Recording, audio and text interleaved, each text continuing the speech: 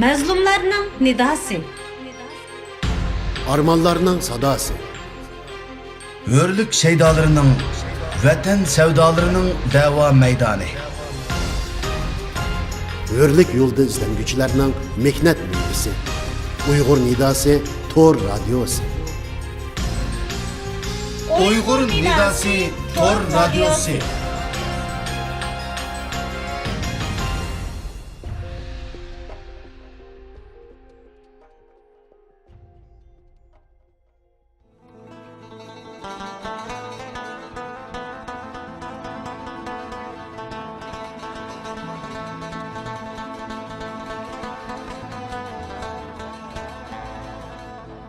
Assalamu alaykum hürmetlik anlıqçılar.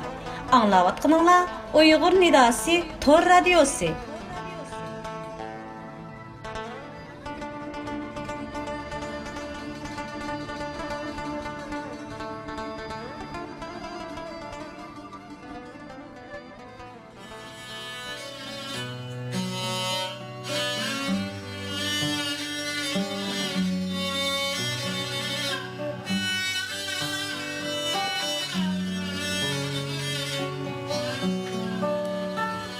Mustamliki zulümüde emravatkan halkımızın ahuzarını dünyaya anlatış. Vatan içi sırtındaki halkımız təqdirge münasibetlik muhim haber, uçurlar ve mulahizlerden kişilerini haberdar kılış. Dinli bilimler, tarihimiz, esil edebi miraslarımız arkalık evlatlarda sağlam itiqad, gurur ve ana til söygüsü yetildiriş nişanı bilen Vatan davasida tegishlik mecburiyetini ada qilishni maqsad qilgan Uygur Nidası Tor Radio televiziyasi dunyoning har qaysi joylaridagi qarindoshlarga oliy ehtirom va salomlarini yo'llaydi. Yuragi vatan deb so'qqan vijdon egalarining moddiy va ma'naviy qo'llashi bizning mavjudligimizning kafolatidir.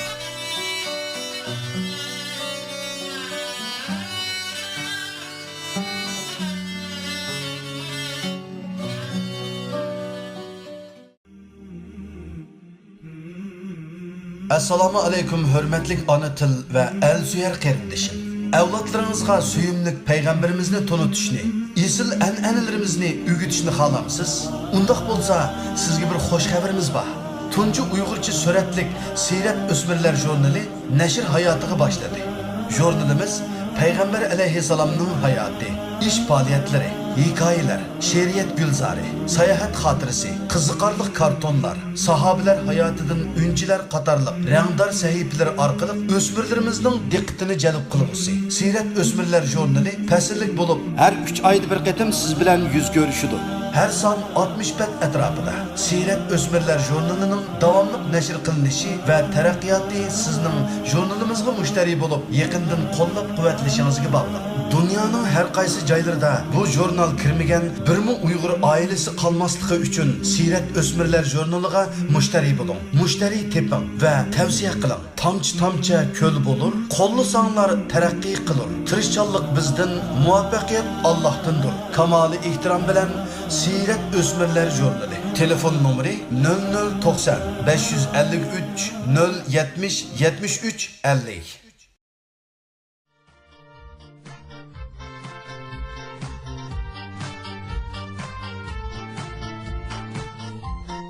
Ana til darsligiga xaridor chaqirish boshlandi. Assalomu alaykum hurmatli qarindoshlar. Ana til tashabbuschisi Abduvali Oyib efendi tarafidan tuzilgan Ana til darsligi nashrdan chiqish oldida turmoqda. Bu kitobdagi asarlarni avtor o'zi yozgan va Uyg'ur bolalar adabiyoti javharlari asosida ratlab chiqqan bo'lib, bolalarning yeshi, mijozi va qiziqishiga mos holda tuzilgan. Savodi yangi chiqqan, chali chiqqan va yiziqchilik saviyasi to'liqlashga muhtoj o'quvchilarga mos keladi. Kitob oddiy tildagi she'r, qo'shiq, hikoya, cho'chaklar bilan boshlanib tadrijiy beyib mavdu va bolalarni tabiiy ona til dunyosiga boshlab kirdi. Kitobda har darsdan keyingi ko'nikmalar va oylik sinoq savollardan tashkil topgan bo'lib, bolalar oilada o'rganib ketalaydi. Agar muhojiratdagi ona til kurslariga darslik qilinsa, unumi texmi yaxshi bo'ladi. Hamda oilada urf-odat, qoida-usul va madaniyat darsligi bo'lishga tamoman mos keladi. Bu kitobni keng doirada tarqalishi va har har bir Uyg'ur oilasida bo'lishiga kapolat qilish uchun kitobning mazmuni, sifatiga alohida ahamiyat berish bilan birga Uyg'urlar ko'p o'ltiraqlashgan davlatlarda vakolatan sotuvchilar belgilandi. Turkiyaning Istanbul shahrida Safaköy va Zaytunburnu rayoniga setish nuqtasi ta'sis qilindi. Kitoblarning to'p tarqilishiga mas'ul xodim Nabijon Ala. Aloqa telefoni va WhatsApp nomeri 0090 535 84 86 039. İlxat adresi Artuç Buğra 2015@gmail.com.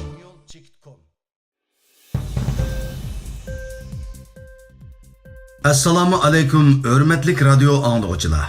Qarxonning anglitishida tövəndə anglaydiganlar mikro xabarlar. Bu xabarlarni o'z muxbirimiz Artuç Buğra tayyorladi. Sharqiy Turkistonda 40 nafar Uyg'urga sud ochildi. Sharqiy Turkistonning Korli shahri Lopnur nahiyasining Qarchug'i yezisida 2017-yili 1-oyning 24-kuni ochiq sud ochilib, 40 nafar Uyg'ur ilgari islom dinini yer osti maktablarida o'rgangan degan jinoyat bilan sudlangan. Bu sudga Lopnur nahiyasi va Qarchug'i yezisidan bo'lib 5000 dan ortiq kishi majburiy qatnashgan. Ularning qachon qo'lga ilinganligi hamda ularning qancha yillik qamoqqa mahkum qilinganligi oshkor qilinmagan bo'lsa-mu, ammo ularning bu bo'hton bilan uzun yillik qamoqqa mahkum qilinganligi aniq. Xitoy tajovuzchilarining Sharqiy Turkistonda Uyg'urlarni har xil bo'htonlar bilan og'ir jazolayotganligi oshkor bo'lmoqda.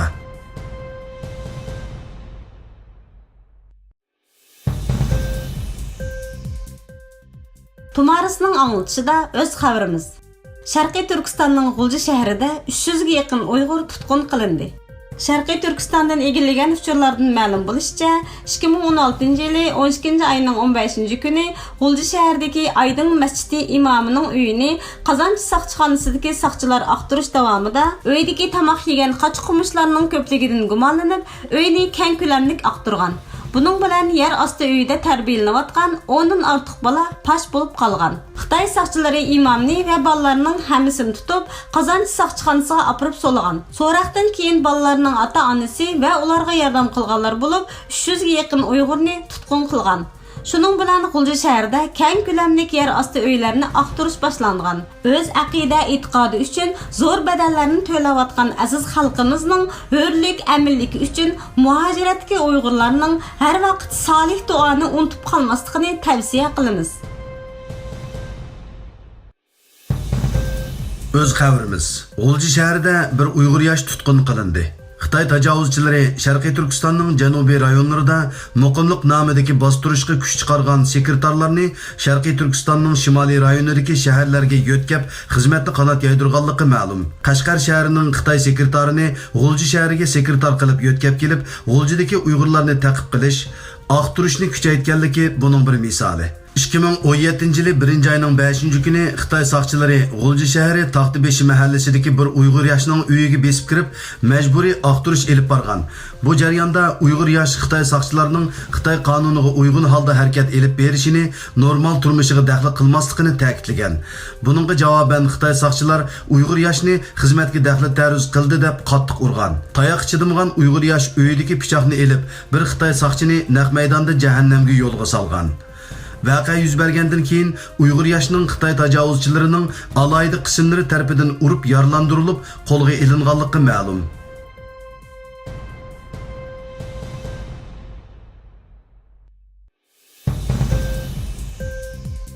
Assalomu alaykum hurmatli radio anglovchilar. Hozir Qarxonning anglitishida xabar anglayapsizlar. Bugun ya'ni 2017-yili 1-oyning 21-kuni Norvegiyaning poytaxti Oslodagi Uyg'ur Islom madaniyat markazi masjidida elib berilayotgan duo tilovat faoliyatida muhojiratdagi hayotida Sharqiy Turkiston ma'rif va hamkorlik jamiyatida o'z xalqining hurlik va ozodligi uchun uzun yil xizmat qilgan va o'chmas izlarni qoldirib, bu olam bilan vidolashgan marhum diniy olim jamoat arbobi ustoz Abdulhakimxon Mahsum Hojim akimizning vafotiga maxsus atab o'tkazilgan bu duo tilovat faoliyatini naq maydondan ziyorat qilyapmiz. Val Qur'anil hakim innaka laminal mursalin ala siratin mustaqim. فسبحان الذي بيده ملكوت كل شيء وإليه ترجعون Sadakallahul azim. Euzubillahimineşşeytanirracim. Bismillahirrahmanirrahim. Elhamdülillah Rabbil alemin vel akibetul muttaqin ve salatu ve selamu ala Resulina Muhammedin ve ala alihi ve sahbihi ecmaîn. Bu milletning Ömer Hacim aytib o'tgandek, bir millatdan bir olimning chiqishi nihoyat zo'r bedellarni iqtisodiy va ma'naviy ijtimoiy jihatlardan zo'r bedel to'lagan vaqtida u olim anandekin yetishib chiqadi. Mayli diniy pandi bo'lsin, mayli fanniy pandi bo'lsin, bunda olimning chiqib bizning oramizdan vaqtsiz ketishi biz uchun eng cho'ng yo'qotish. Assalomu alaykum hurmatli radio anglag'uchilar. Ziyoratimizni Norvegiya Islom madaniyat markazining imomi Ömer Hacim kamdan boshlaylik. Ömer Hacim ka bugungi mushu Abdulakimxon Mahsum ustozimiz Abdulakimxon Mahsum Hacim kamninki mushu vafotiga atab alohida faoliyat elib beryapsizlar. Duo tilovat faoliyati. Mush to'g'riliq bir so'zlab bergan bo'lsangiz. Ve aleyküm esselam ve rahmetullahi ve berekatuhu. Aldı bilen merhum ustazımızın yat gayrıcını Allah cennetil firdevs kıpasın. Aile tavabatlarına, yakınlarına Allah sabırı ata kılsın. Kalan pişkadem ölümalarımız ve ustazlarımızın Allah ömür uzun kılsın. Bütün cemaatimizin ki kâginiga Allah rahmet, kademlerine bereket, hayırlık olsun. Biz hem de Mahsum Hacim kamının ki tüyap gitişiga uzun vaqt ötkazmay qildik. Varlık jarah olgandan cemaatning ki şu yangi yildan keyin şu vaqtni baldırak haber verip bugün Oslo'nun her tarafındaki cemaatler, köp cemaatler geldi. Nəhayət yaxşı oldu.